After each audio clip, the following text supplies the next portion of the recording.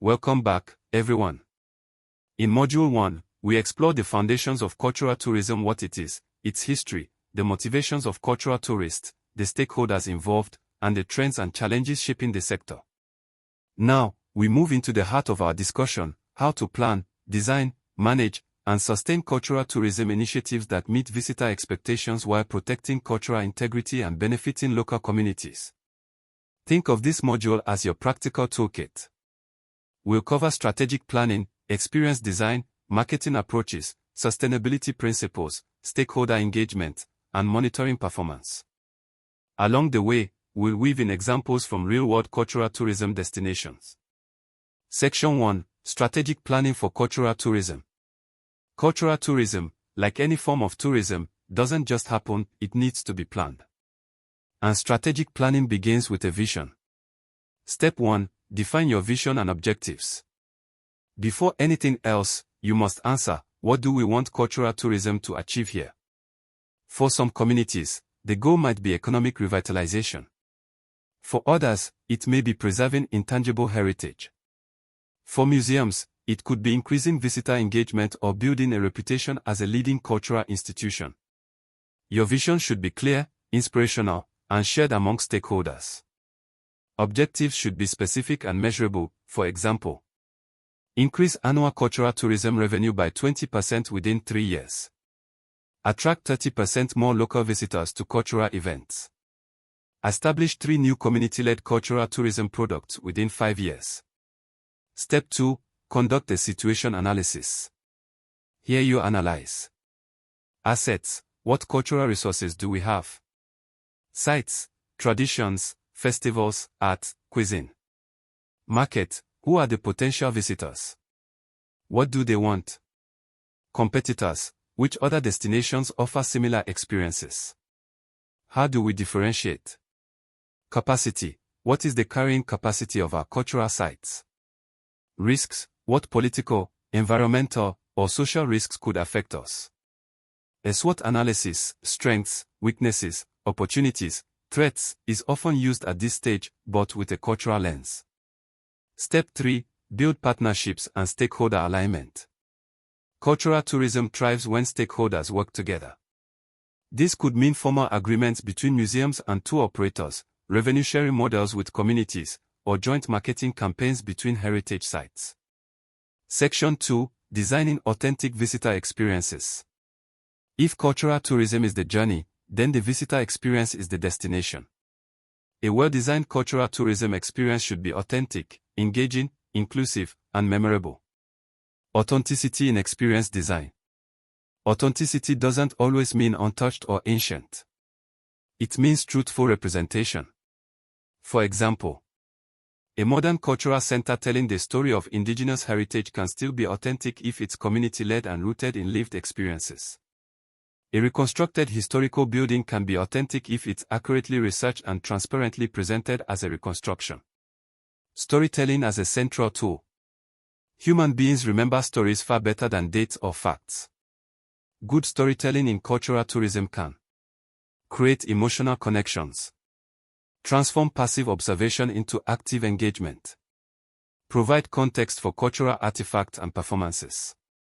For example, instead of simply showing visitors an ancient weaving loom, tell the story of the family who used it for generations, the symbolism of the patterns, and how weaving traditions survived colonial bans. Interactive and participatory elements. Modern visitors want to do something, not just see something. This can include workshops, pottery, cooking, dance, guided tours led by community members, role-playing activities for children in historical settings, behind-the-scenes access at museums or theaters.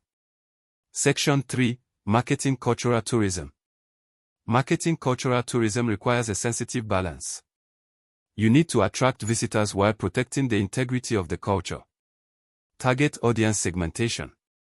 Different segments of cultural tourists have different motivations. Heritage enthusiasts interested in history, architecture, and archaeology. Creative tourists drawn to arts, crafts, and contemporary culture. Festival goers seeking entertainment and social experiences. educational travelers, students, researchers, or lifelong learners. Your marketing messages should match the expectations of each segment. Branding the cultural destination. Branding is about identity, not just a logo or tagline. It's the promise you make to visitors about what they will experience.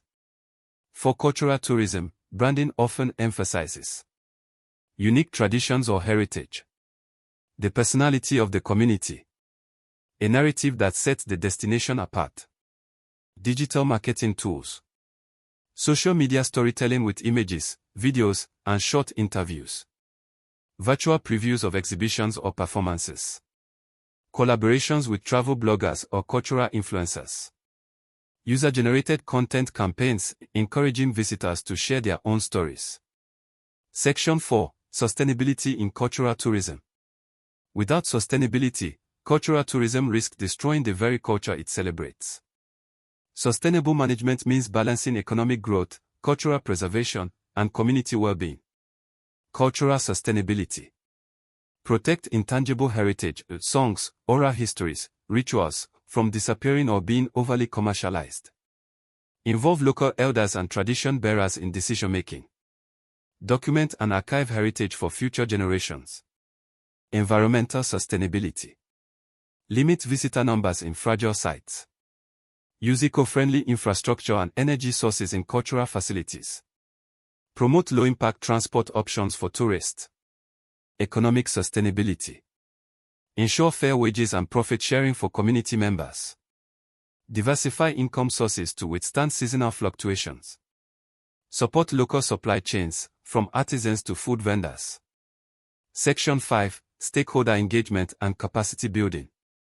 The long-term success of cultural tourism depends on how well stakeholders are engaged and empowered. Community engagement.